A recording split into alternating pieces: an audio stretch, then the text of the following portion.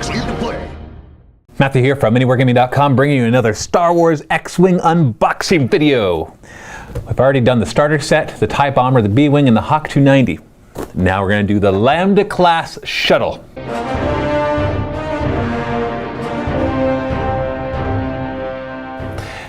Now, just in case you're not a huge Star Wars fan and don't understand what this is, the Lambda class shuttle is one of the shuttles that the Empire uses.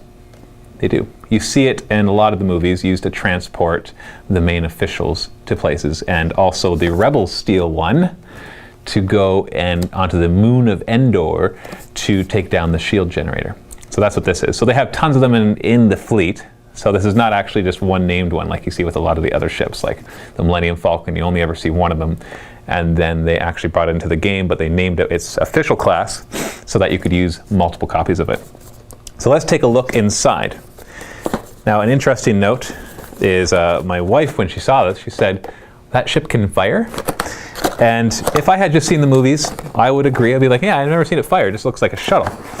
But having played the TIE Fighter computer game, and also other Star Wars computer games, yes, it can fire. In fact, if it represents it properly, which we'll find out in a second, it actually has a rear turret as well. So I'm going to start with a miniature with this one because it's right in my hands. Let's throwing away all this extra stuff.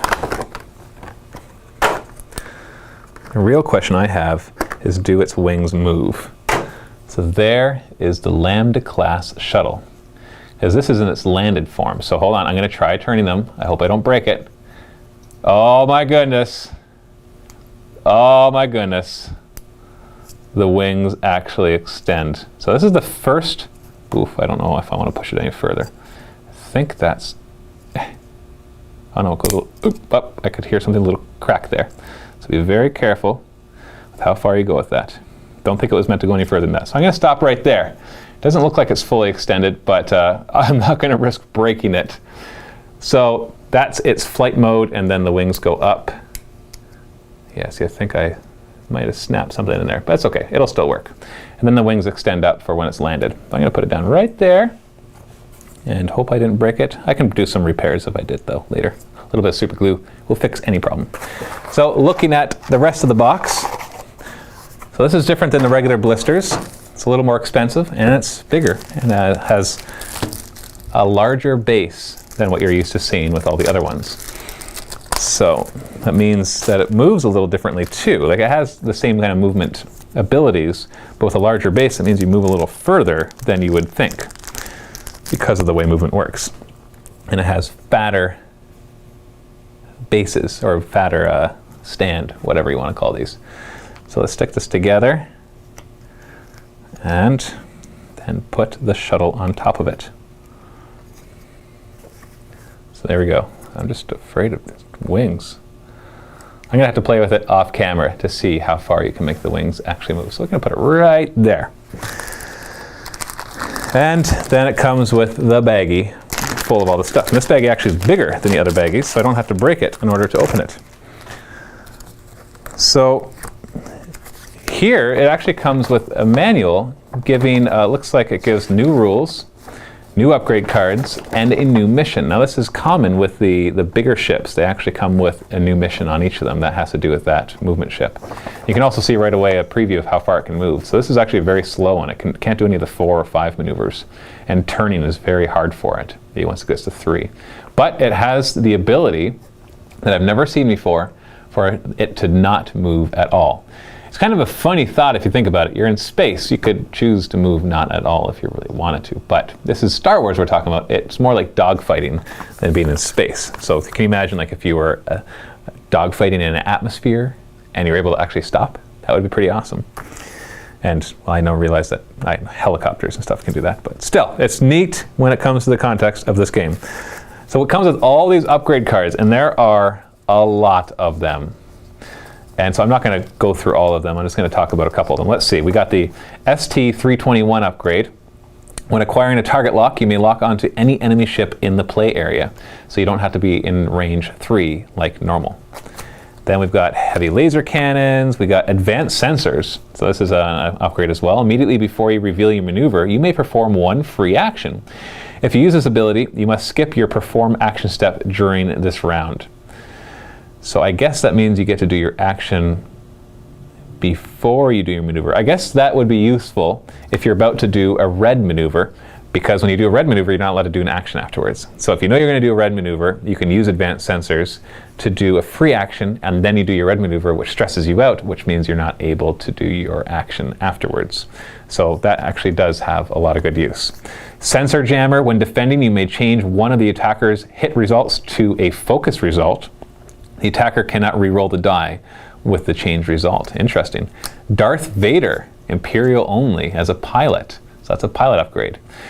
After you perform an attack against an enemy ship, you may suffer 2 damage to cause that ship to suffer 1 critical damage. Interesting. So, you got to be careful with that, obviously. And there's a bunch of other upgrades as well.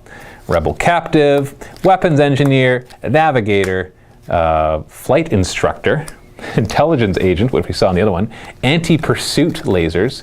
So you're going to have to buy this to find out what all those do. Or, go on some forum and ask the questions, because I'm not going to cover them all.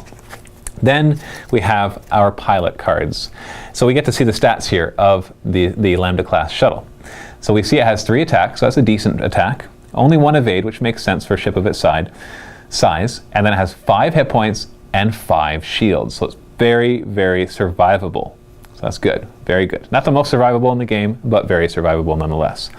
And so the pilots that you have access to, looks like you have an Omicron group pilot, Captain Yor, Colonel Gendon, and Captain Kaji. I'm surprised, actually, that they don't include Han Solo in this, or Chewbacca, because obviously in the movies, we see those guys piloting one of those Lambda class shuttles. So that's very surprising. I'm a little disappointed not to see Han Solo. I realize they only have 4 pilot cards. It seems to be the norm here. I'm opening all these up and they have 4 pilots. So you couldn't take up both of them, like 2 of them with Chewbacca and Han Solo, but you could at least have Han Solo there. And then you could have like a special ability such as fly casual. And maybe that ability makes it so that your opponent can't shoot at you because you're flying casually and they think that you're part of their army. But what am I to say? Then, of course, we have our cutouts, and this has the ginormous pilot card to fit on the base, and everything else. I don't see the rear laser. Oh, maybe the anti-pursuit laser is the rear laser. Remember I was talking about that? Anti-pursuit laser. After an enemy ship executes a maneuver that causes it to overlap your ship, roll 1 attack die. On a hit or critical hit, the enemy ship suffers 1 damage. So that means if a ship is coming and they're going to overlap you, now I don't know if that means causes it to overlap your ship. I'll have to check the rules to see if that means if they cross through your ship or if they just finish overlapping your ship. So we'll have to check that out. But I guess, see, when I remember playing the TIE Fighter game, those lasers in the back actually were pretty awesome. When you're pursuing one of the shuttles, you had to be really careful of those. So not as awesome in this, but I guess that's okay. And then we have some extra new tokens. We've got disabled ship right here. So that's probably part of the mission that it gives you. And that looks like it. So let's see. Yeah, all the other tokens, just more disabled ships and stress tokens and ion tokens and shield tokens, all of that good stuff. Lots of stuff there. Stuffy stuff. So let's put those right there, and the new rules right there. So there you have it, folks. That is the new Lambda class shuttle. Really awesome looking miniature.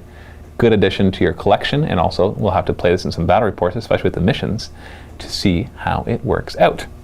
This is Matthew from MiniWarGaming. Stay tuned for more Star Wars X-Wing unboxing videos, as well as Star Wars X-Wing battle reports. Happy wargaming.